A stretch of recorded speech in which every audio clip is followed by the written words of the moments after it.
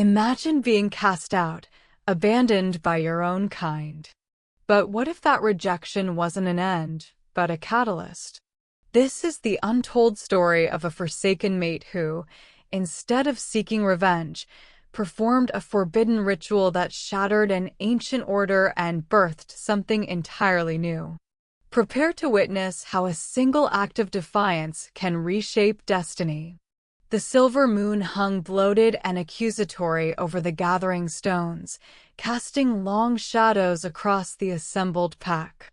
Rebecca stood in the center of the ancient circle, her wrists bound with ceremonial iron chains that burned against her skin, not from the metal itself, but from the rejection magic woven into every link.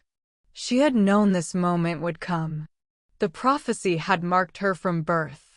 When the moon bleeds silver and the stars align in the broken crown, a child shall be born bearing the mark of the severed line. She shall be mate to none, accepted by none, for her blood carries the stain of the betrayer.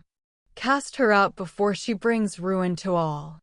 The words had been carved into the speaking stone 300 years ago, during the War of Fracture when the werewolf clans had nearly destroyed themselves from within.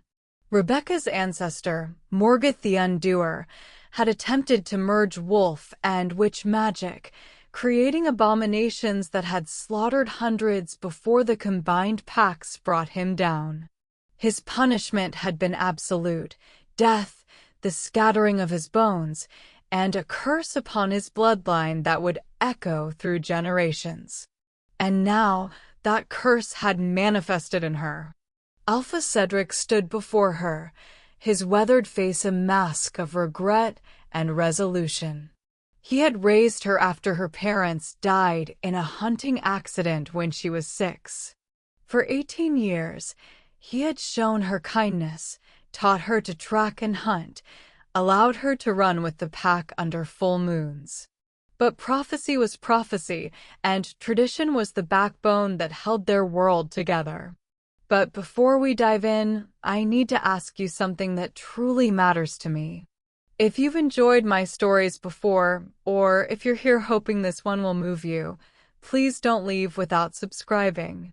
Without your subscription, YouTube buries everything I create.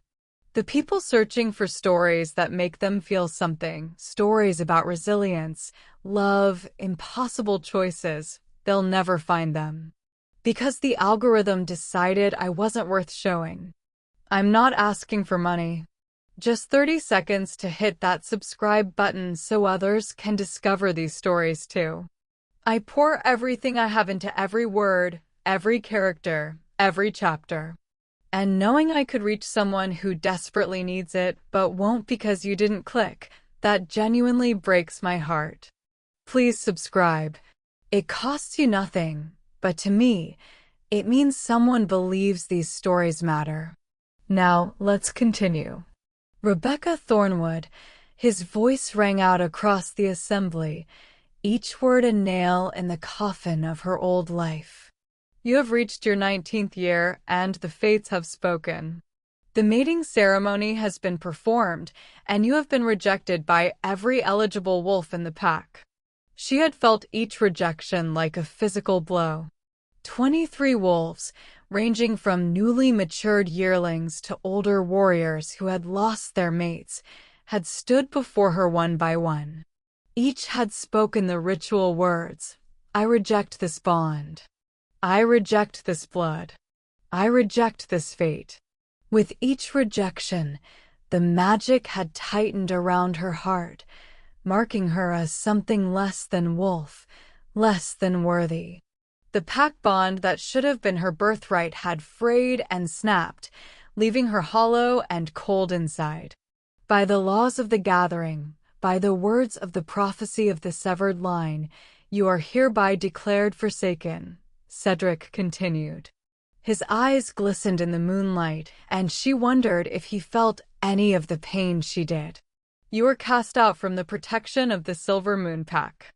You may take nothing but the clothes on your back. You may call no wolfkin. Should you approach pack lands again, you will be killed without mercy." A murmur rippled through the crowd.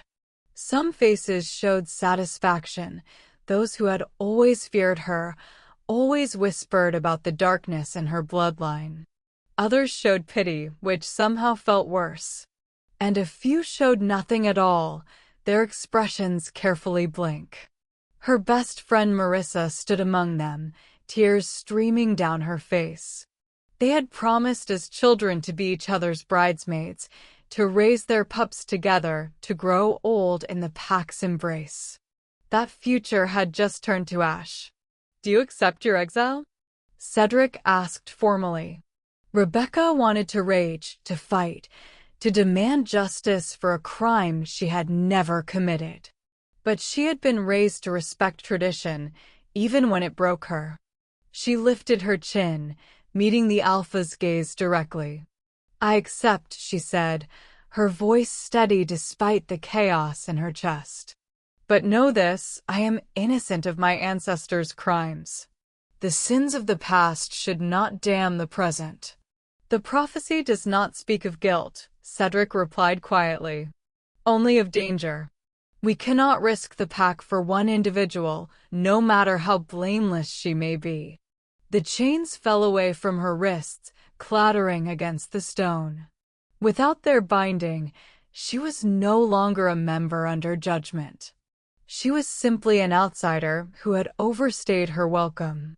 Rebecca turned and walked through the parting crowd, her spine straight and her head high. She would not give them the satisfaction of seeing her break. But as she passed Marissa, her friend reached out and pressed something small and cold into her hand, a silver compass that had belonged to Marissa's grandmother, a relic from before the War of Fracture. "Find your own path," Marissa whispered. "Not the one they chose for you." Then Rebecca was past the gathering stones, past the boundary markers, past the scent line that separated pack territory from the wild lands beyond. With each step, she felt the last threads of the pack bond dissolve, leaving her truly alone for the first time in her life. She walked until dawn painted the sky in shades of rose and gold, until her feet bled and her lungs burned, until she could no longer smell the familiar sense of home. Only then did she allow herself to collapse against the trunk of an ancient oak tree and weep. 3 months passed in a blur of survival and solitude. Rebecca learned to hunt alone, to sleep with one eye open, to trust no one. She traveled east, away from the pack territories she knew, into the borderlands where magic grew wild and unpredictable. The loneliness was a constant ache, worse than hunger or cold. Wolves were not meant to live alone. The pack bond was as essential as breathing, and without it, she felt like a ghost drifting through the world, neither fully alive nor mercifully dead. She tried to fill the void with purpose. She hunted, she explored, she mapped the territories she crossed. But every sunset brought the same crushing weight of isolation, the same howl building in her throat that had no one to answer it. It was during one of these dark nights, camped in the ruins of what had once been a temple to the old ones, that she first found the book. The temple had been abandoned for centuries, its stones overgrown with moss and vine, its altars cracked and weathered. But something had drawn her there, a pull in her chest that felt almost like the pack bond, but stranger, older. She had followed it to a partially collapsed chamber beneath the main hall, where the air tasted of dust and forgotten magic. The book lay on a stone pedestal, untouched by time or decay. Its cover was made of some dark leather that seemed to absorb light, and symbols she didn't recognize were carved into its surface. When she reached for it, her fingers tingled with power. The Codex of Unbound Ways, the title page declared in script that shifted between languages, adjusting itself so she could read it. For those who walk between, who are neither one thing nor another, who seek the paths forbidden to the bound. Her breath caught. It was as if the book had been waiting for her specifically. She spent days devouring its contents, barely pausing to eat or sleep. The codex spoke of magic from before the fracture, before wolves and witches had split into separate peoples. It described a time when shapeshifters were also spellweavers, when the line between human and beast, between natural and supernatural, was fluid and permeable.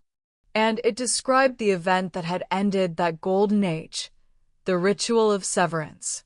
According to the codex, the werewolf clans had not always been as they were now. Once, they had possessed the ability to share consciousness across the entire pack, to merge their essences temporarily into a greater whole. This union magic had made them nearly invincible, able to coordinate with perfect precision, to share knowledge and power instantaneously. But union magic required absolute trust, absolute openness. And when Morgoth the Undoer had attempted to merge pack magic with witch spellcraft, he had inadvertently created a backdoor into the collective consciousness. His hybrid creations had used that backdoor to turn wolves against each other from within, causing the massacre that had nearly destroyed their kind. In desperation, the surviving alphas had performed the ritual of severance, cutting away the ability to form deep union bonds. They had sacrificed their greatest strength to prevent it from being used as a weapon. The cost had been devastating. Within a generation, wolves forgot what it had been like to truly merge with their pack. The bond that remained was but a pale shadow of what had been lost.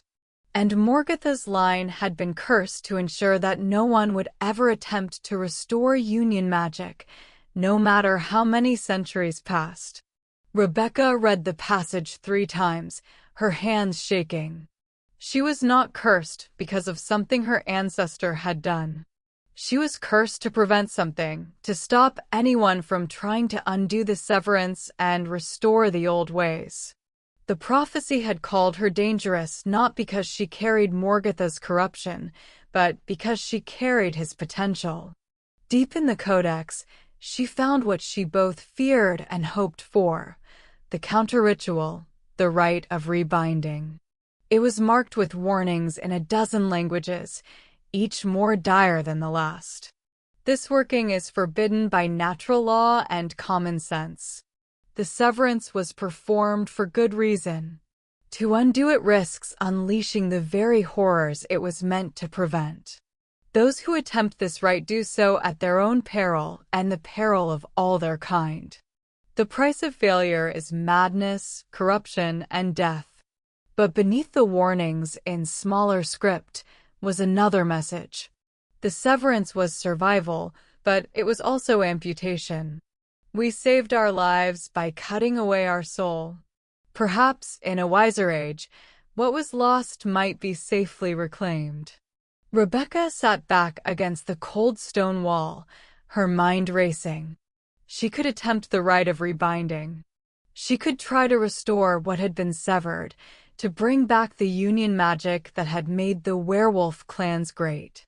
If she succeeded, she might prove that Morgoth's bloodline was not a curse, but a key, might earn her way back into not just acceptance but honor. If she failed, she would likely die. And if she partially succeeded but could not control what she unleashed, she might create exactly the horror the prophecy warned against. For 3 days, she agonized over the decision. She read and reread the ritual instructions, trying to understand the mechanics of what she would be attempting. The rite required specific components: moonsilver dust, heartwood from a witness tree, and blood freely given by one who had rejected the caster. It required a specific alignment of celestial bodies that would occur only once in the next several years.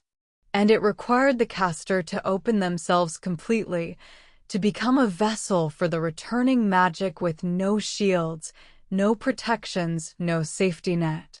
It was madness to even consider it. But what was the alternative? To live out her days alone, forever forsaken, dying without ever having truly lived? To accept that the judgments made 3 centuries ago should define her entire existence? On the 4th day, she made her decision. She would perform the rite of rebinding. Not for revenge against the pack that had cast her out, but because the Codex was right. The severance had been necessary once, but it had also been a tragedy. If there was even a chance that she could restore what had been lost safely, didn't she have an obligation to try? And if she failed, at least she would die having chosen her own fate rather than accepting the one forced upon her. The preparations took months. Moonsilver dust could only be collected during a lunar eclipse, scraped from stones that had been bathed in the moon's shadow. Rebecca had to wait 6 weeks for the next eclipse, then traveled 300 miles north to the shattered peaks where the stone absorbed moonlight most purely. She spent the night of the eclipse alone on a windswept mountaintop, using a consecrated blade to carefully shave silver residue from ancient standing stones. The work was painstaking and dangerous. One wrong move and the dust would scatter on the wind, forcing her to wait for the next eclipse.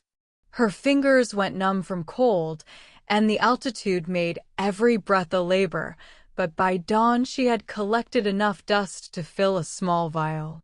The heartwood from a witness tree proved even more challenging. Witness trees were rare, ancient beings that had observed the world for centuries and absorbed the memories of everything they had seen. They could not be simply cut down. The wood had to be freely given, which meant she needed to persuade one to sacrifice a part of itself for her ritual. She found a witness tree deep in the thornwood forest, a massive oak that had stood for over 800 years. Its trunk was wider than a house, its branches spread so far they created their own ecosystem. Rebecca approached it with respect, placing her palms against its bark. "Ancient One," she whispered, "I seek your aid." For a long moment, nothing happened. Then she felt something, a presence, vast and slow and utterly alien, pressing against her consciousness. The tree was not intelligent in any human sense, but it was aware. And it was curious. She opened her mind, letting the tree see her memories, the rejection, the exile, the discovery of the Codex, her plan to perform the rite. She showed it everything, holding nothing back. The tree's presence retreated, and Rebecca feared she had been rejected again. But then she heard it, a creaking, groaning sound from deep within the trunk. A seam appeared in the bark at her eye level, and from within, a piece of heartwood emerged, perfectly shaped like a finger-length wand. The wood was warm to the touch and thrummed with stored life force. The tree had judged her and found her worthy. The final component proved to be both the easiest and the most painful to obtain. She needed blood freely given by one who had rejected her. The ritual was specific. The blood could not be taken by force or coercion. It had to be offered willingly by someone who understood what they were giving and why. Rebecca traveled back west, skirting the edges of her old pack's territory until she reached the Whispering Stream, a neutral ground where pack members sometimes met with outsiders. She left a message carved into a tree trunk, a childhood code she and Marissa had invented, requesting a meeting.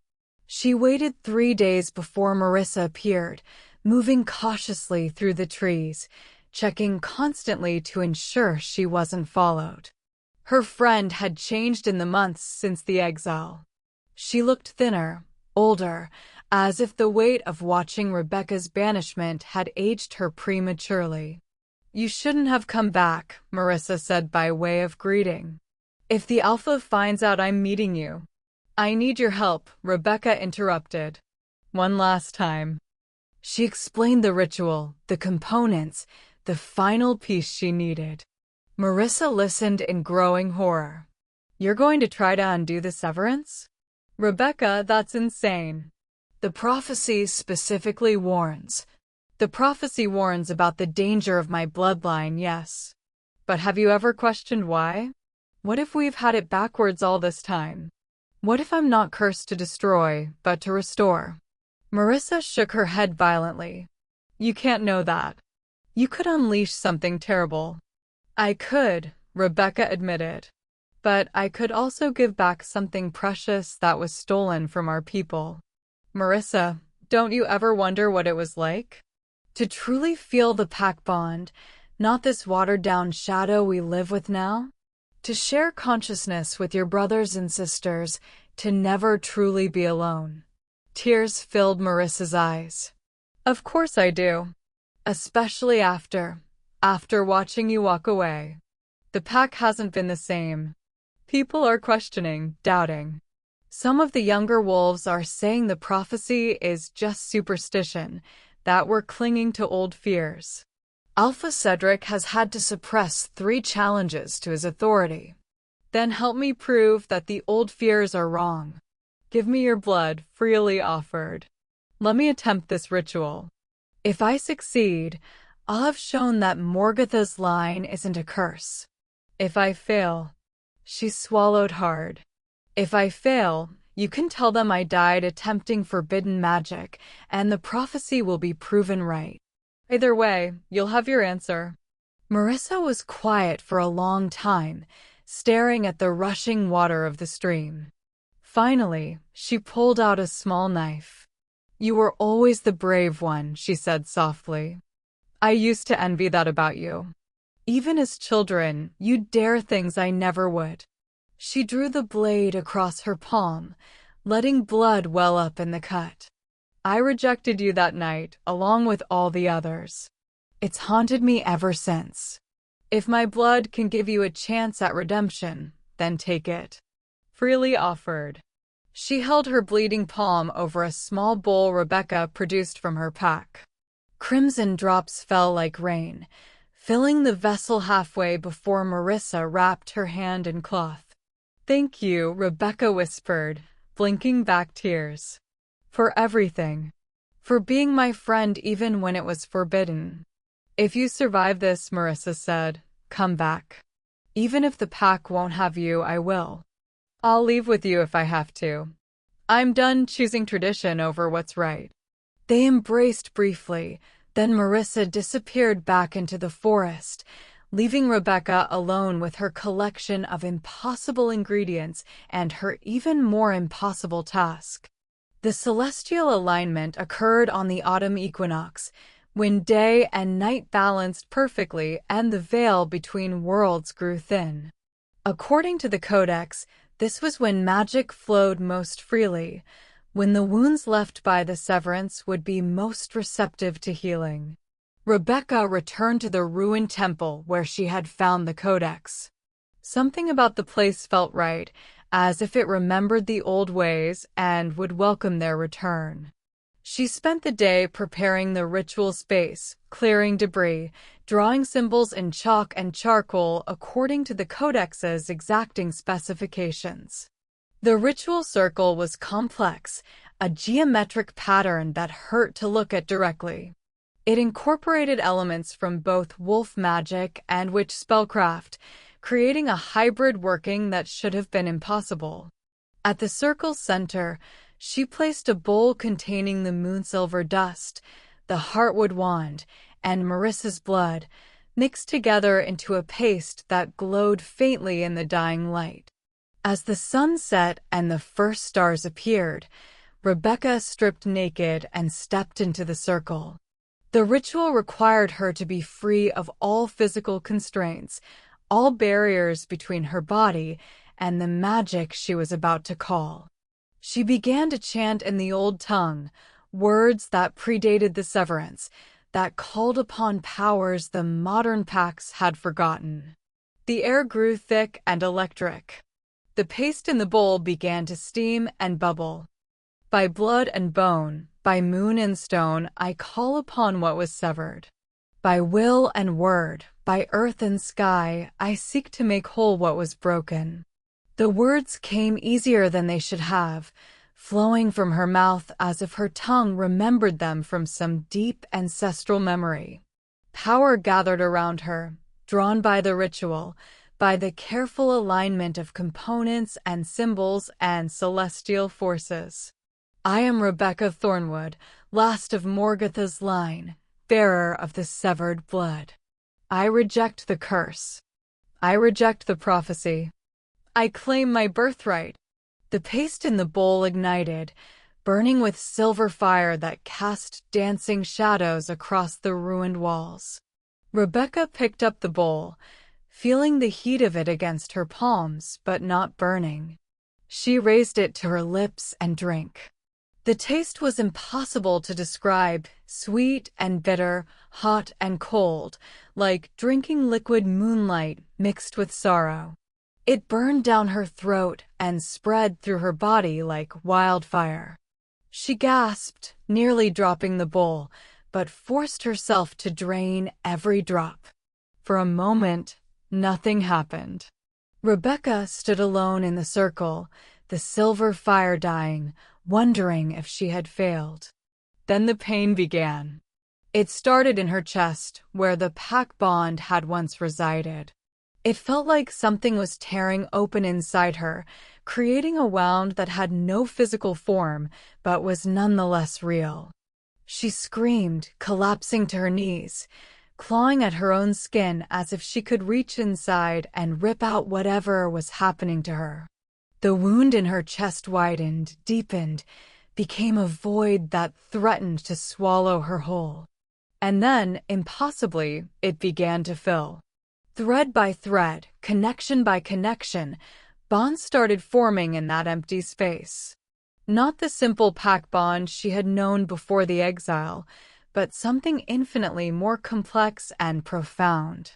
She could feel other wolves, hundreds of them, thousands of them, all across the world. Every pack, every clan, every lone wolf running under the moon. She gasped as the full weight of Union magic crashed into her unprepared mind. It was too much, too vast, too overwhelming. She could feel their thoughts, their emotions, their entire lives playing out simultaneously. A mother nursing her pups in the far north. A alpha battling a challenger in the west. A young wolf experiencing his first transformation under a full moon. The Codex had warned about this, the danger of being consumed by the connection, of losing oneself in the collective. Rebecca struggled to maintain her sense of self, to build walls that would let her experience the union without drowning in it. But the magic had its own momentum. It had been severed for 300 years, locked away and forgotten. Now that the door had been opened, it came flooding back with the force of centuries of suppression. Rebecca felt herself fragmenting, her consciousness splitting into 1,000 pieces as it tried to accommodate all the connections forming. This was how she would die, she realized with strange calm. Not from the ritual failing, but from succeeding too well. Then she felt something else, a different kind of power rising to meet the union magic. It came from deep within her, from the same bloodline that had created the original hybrid magic. Morgatha's gift, or his curse, depending on how you looked at it. Where her ancestors had tried to force wolf and witch magic together crudely, creating monsters, Rebecca now felt those same energies beginning to synthesize naturally within her. The witch magic didn't try to dominate or corrupt the wolf magic. Instead, it acted as a filter, a translator, helping her wolf consciousness process and organize the overwhelming flood of union connections. The fragmenting stopped. The chaos began to resolve into patterns. Rebecca found herself able to perceive the union not as a crushing weight, but as a symphony, thousands of individual melodies that harmonized into something greater than their sum. She opened her eyes, though she couldn't remember closing them. The ritual circle glowed with silver light that pulsed in time with her heartbeat. Or perhaps with the heartbeats of all wolves, now synchronized through her. She was no longer alone. She would never be alone again. But something was wrong. The magic was still growing, still spreading. Through her new union senses, she felt the severance breaking down across the entire werewolf world.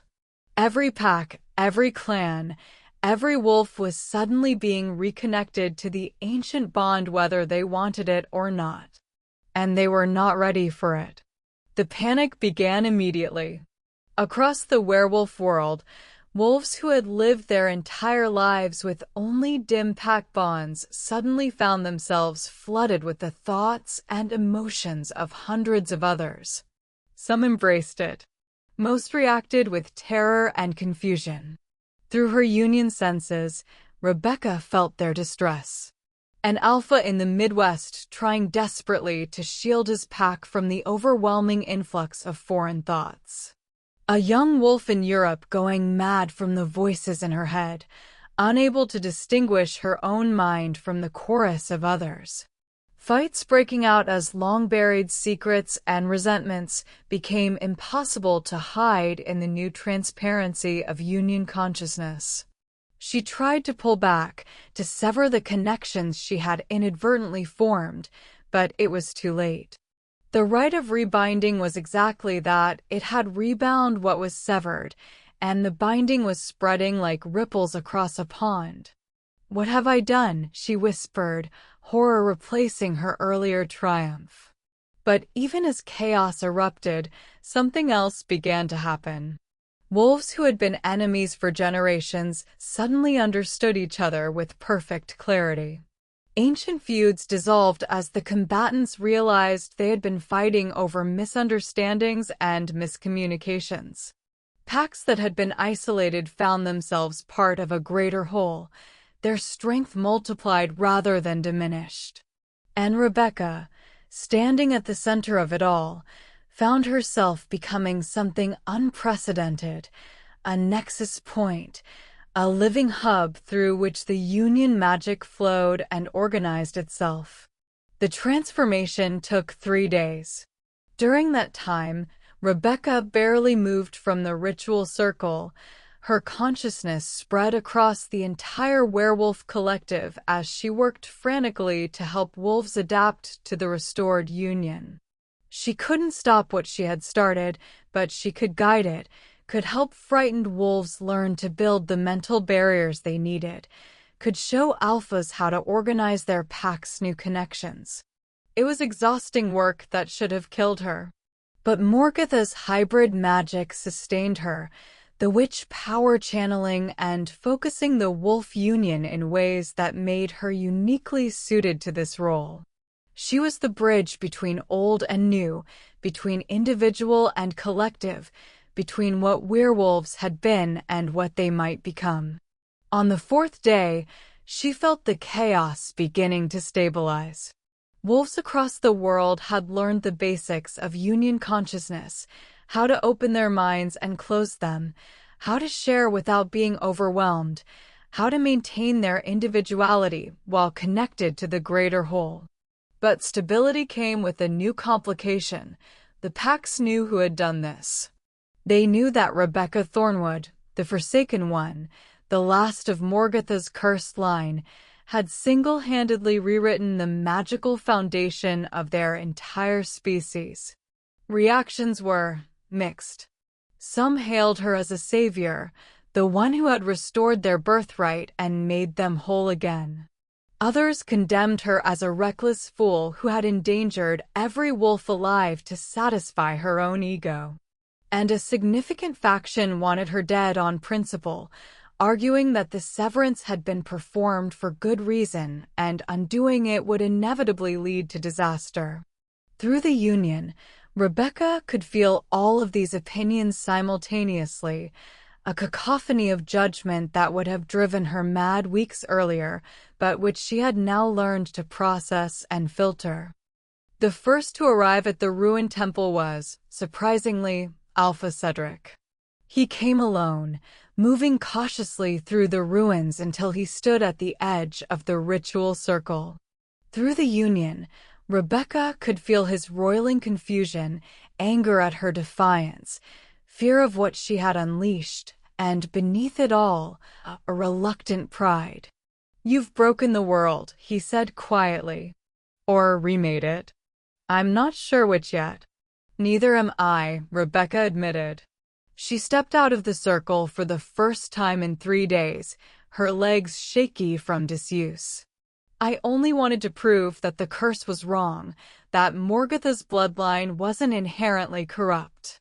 I didn't fully understand what would happen when the rite completed." "The Council of Alphas is convening," Cedric said. "They're deciding what to do with you. Some want you executed for violating the severance. Others want to make you alpha of all alphas, since you're the nexus of the new union. And some want to find a way to reverse what you've done, though I don't think that's possible anymore." "It's not," Rebecca confirmed. "The union is part of who we are now. It was always supposed to be part of us. The severance was amputation. What I've done is reattachment. You can't unreattach a severed limb once it's healed." Cedric sighed heavily. "Then we adapt or die. Come with me. The council wants to hear from you directly." "Am I a prisoner?" "I don't know. Are you?" It was a fair question. Through the union, Rebecca could feel the location and emotional state of every significant alpha in North America. If she wanted to, she could probably coordinate their packs against any threat, including Cedric himself. The power she now wielded was staggering, far beyond what any individual alpha commanded. "No," she said finally. "I'm not a prisoner. But I'm not a rebel either. I'll come to the council willingly and explain what I've done and why." The Council of Alphas met in the Gathering Stones, the same place where Rebecca had been exiled. The symmetry was not lost on her as she walked once again into that ancient circle, though this time she came unbound and unashamed. 20 alphas had gathered, representing the major packs of North America. More would arrive from other continents over the coming days, but these 20 would set the tone for how Werewolf society responded to the restoration of Union magic. They sat in a circle around her, their expressions ranging from hostile to curious. Through the Union bond, Rebecca could feel their thoughts and emotions, though most were trying valiantly to shield their deeper feelings. That alone showed how much had changed before the rite. Perfect shielding had been easy.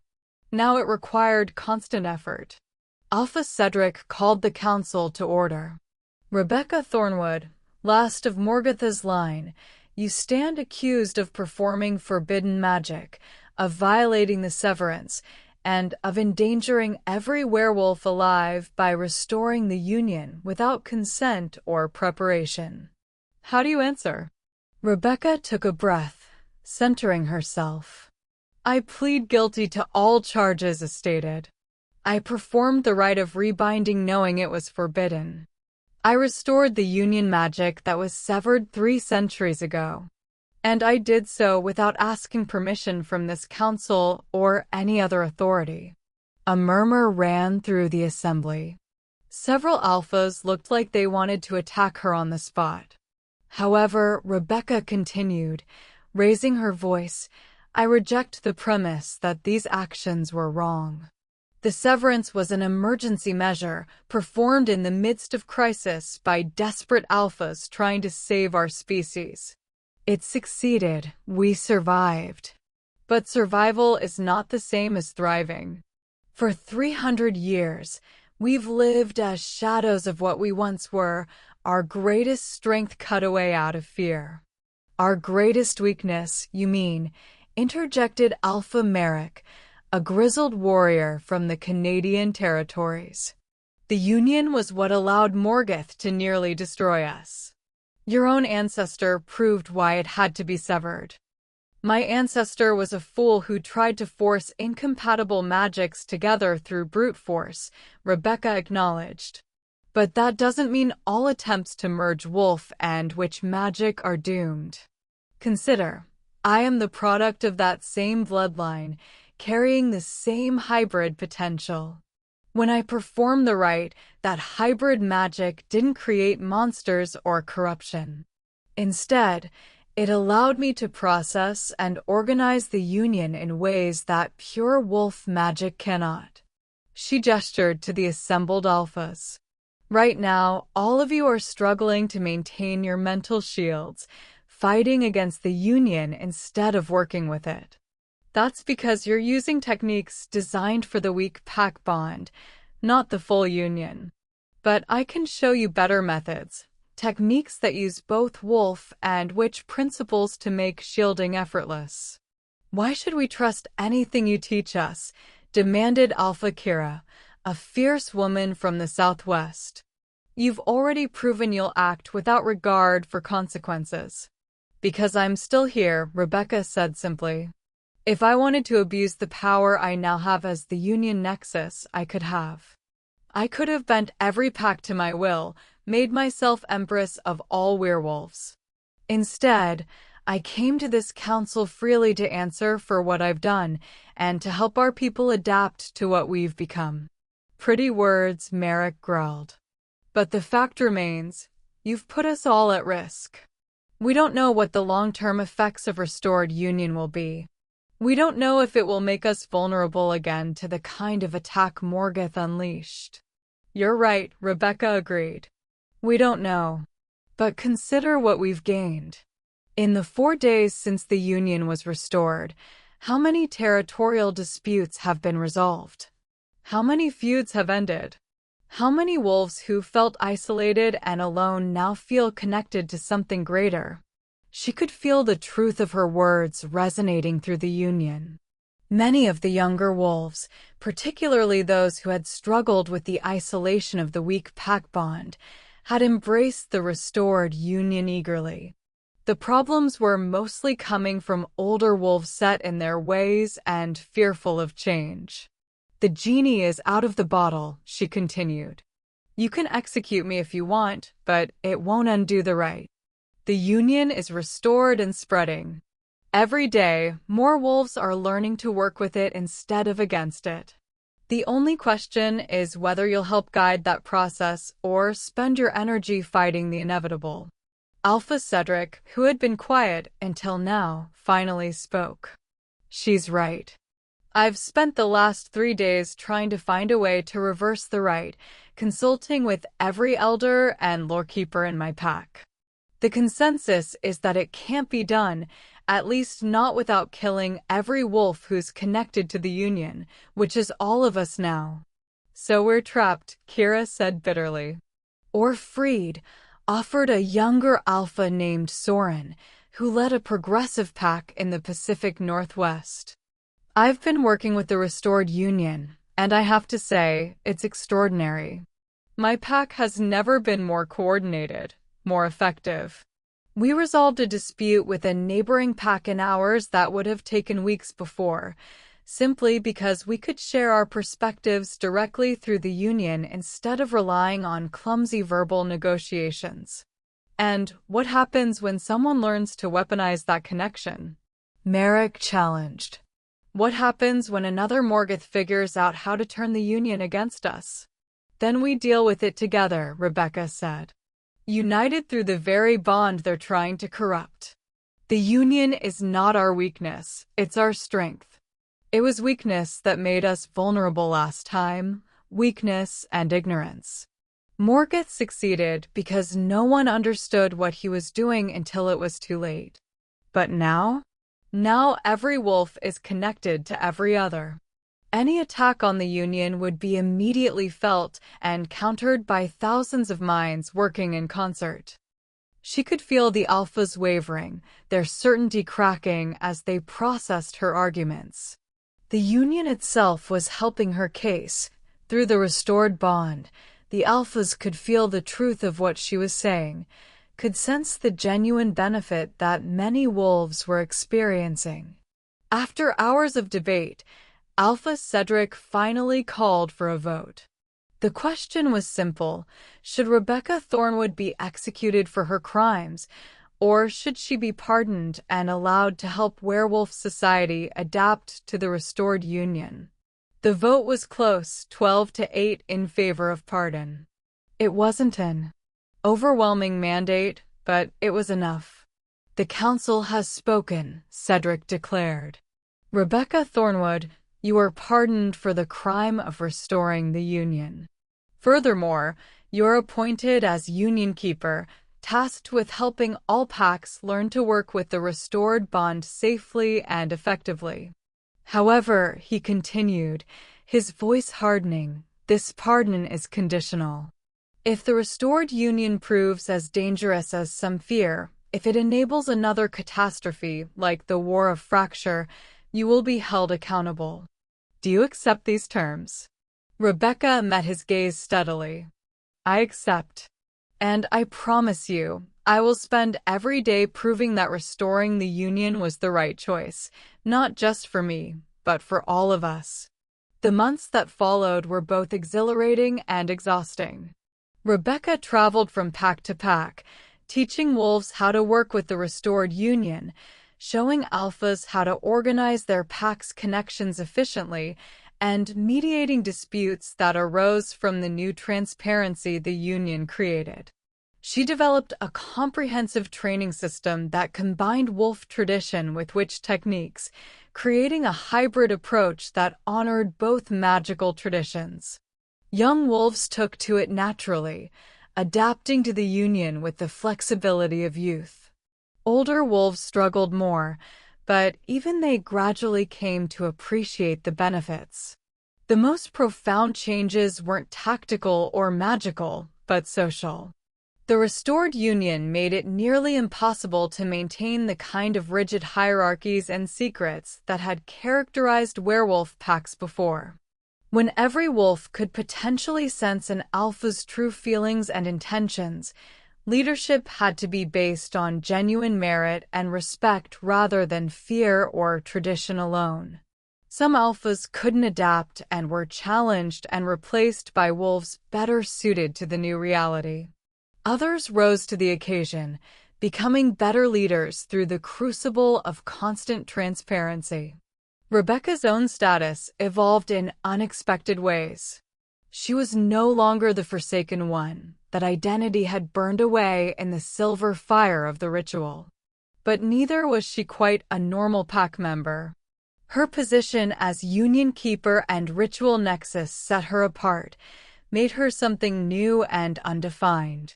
She received hundreds of offers to join various packs, including a formal invitation from Alpha Cedric to return to the Silver Moon Pack.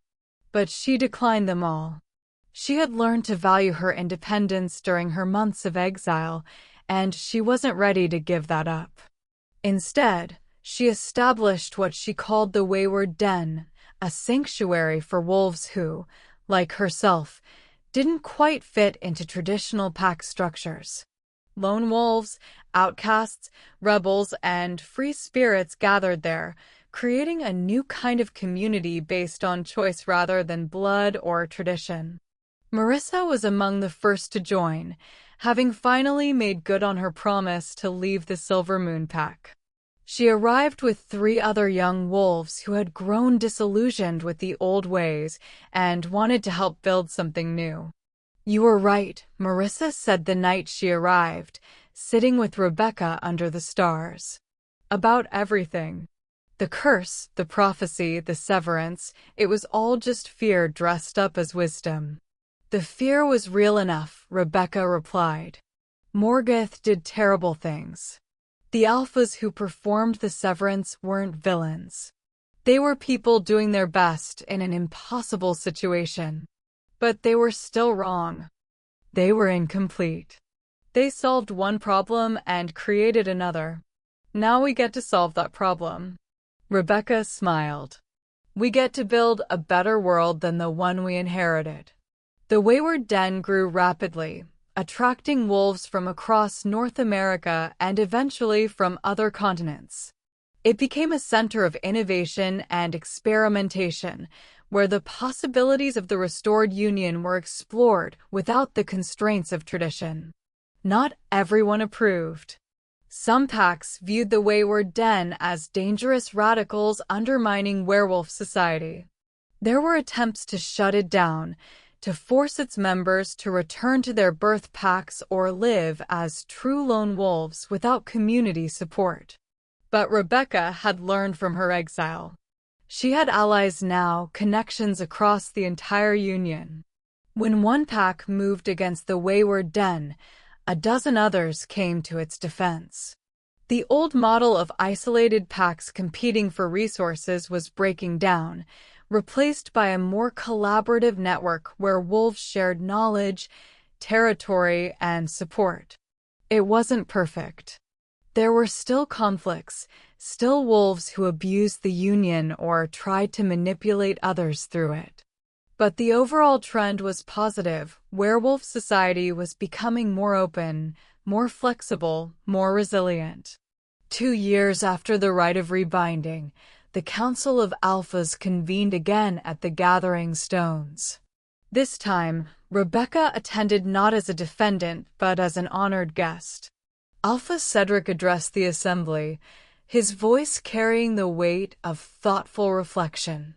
2 years ago, a forsaken wolf performed a forbidden ritual and changed our world forever.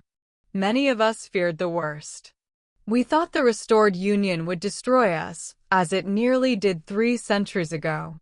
He paused, his gaze sweeping across the gathered alphas. We were wrong. The union has made us stronger. Our packs are more coordinated. Our conflicts resolve faster and more peacefully. Our young wolves are growing up connected to something greater than themselves, never having to experience the isolation that plagued so many of us. There have been challenges, added Alpha Soren. Learning to maintain privacy while connected, adapting our laws and traditions to the new transparency, figuring out how to make decisions collectively without descending into chaos. But we're meeting those challenges. We're adapting. More than adapting, interjected a European alpha who had traveled across the ocean for the council. We're thriving. My pack's territory in Germany has tripled because we're coordinating with neighboring packs instead of competing with them. We're sharing resources, knowledge, training. This is what werewolf society was always meant to be. Alpha Merrick, who had been one of the most vocal opponents of the restored union, stood slowly. I was wrong, he said simply. I fought against the union because I feared it would make us weak, vulnerable. Instead, it's made us strong in ways I didn't know we could be. Rebecca Thornwood, I formally apologize for my opposition and thank you for your courage in defying us all. The apology sent a ripple through the union. Other alphas who had opposed Rebecca added their own apologies and thanks. Not all. There were still wolves who resented the changes she had forced upon them, but enough to make clear that the tide had turned. Cedric called for order. The council has a proposal. We wish to formally recognize the Wayward Den as the first pack of the new era, with Rebecca Thornwood as its founding alpha. We further propose that the Wayward Den be granted special status as a neutral ground where wolves from any pack may gather to learn, share, and experiment with the Union without restriction. Rebecca felt tears prick her eyes. 2 years ago, she had been cast out, declared unfit to be part of any pack. Now the council was offering to make her an alpha, to legitimize everything she had built. I accept, she said, her voice thick with emotion. On behalf of the Wayward Den and all wolves who have found sanctuary there. But I have a counterproposal. The alphas leaned forward, curious. The title of alpha carries too much weight from the old ways, Rebecca explained. I don't want to lead through dominance or tradition. I want to lead through service and choice. So instead of alpha, I propose a new title for leaders of the new era, Keeper. Just as I am Union Keeper, I would be Keeper of the Wayward Den, and any who follow my leadership do so by choice, not by submission. There was silence as the alphas processed this radical suggestion. Then, one by one, they began to nod. So be it, Cedric declared. Rebecca Thornwood, Keeper of the Wayward Den and Union Keeper, we recognize your pack and grant it the special status you request. May your example guide us all in the years to come. That night, Rebecca stood again in the center of the gathering stones, but this time she was surrounded by friends and allies rather than judges. The moon hung full and bright overhead, casting silver light across the assembly. Through the union, she could feel the presence of every wolf in North America, and beyond them, the growing connections to packs across the ocean. The network was still expanding, still evolving, still discovering new possibilities. She thought of the prophecy that had cursed her from birth. She shall be mate to none, accepted by none, for her blood carries the stain of the betrayer. The prophecy had been right in its prediction, but wrong in its interpretation. She was indeed different from other wolves, marked by her bloodline's unique magic. But that difference wasn't a stain, it was a gift. And while she had no single mate in the traditional sense, she was connected to thousands of wolves through the union, bonded to them in ways deeper than any individual mating could provide. As for being accepted by none, well, the Wayward Den alone now numbered over 300 wolves, with more arriving every week. She had found acceptance not by conforming to what others expected, but by having the courage to be exactly who she was meant to be. "What are you thinking about?" Marissa asked, joining her in the center of the circle.